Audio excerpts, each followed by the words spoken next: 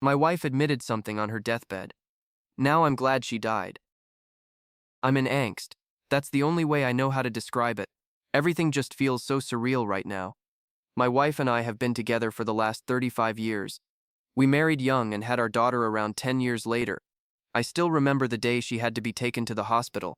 I was at work when her water broke, but instead of calling and demanding I get there as soon as possible, she told me that it was best I wait and that she was doing completely fine. I told her she was crazy if she thought I wasn't going to be there for the birth of my child, but she started screaming at me to stay where I was.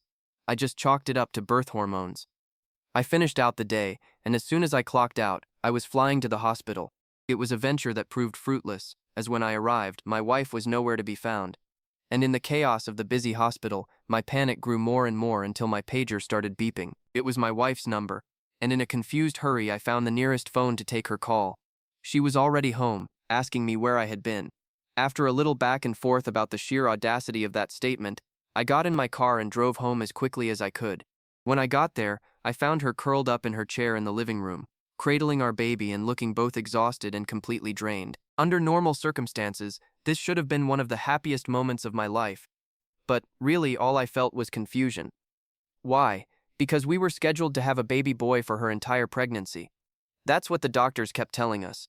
Her explanation was that there had been some kind of mistake with the paperwork. Pretty expensive mistake, I guess, because we had spent hundreds on clothes and toys for a boy. I still allowed myself to feel happy.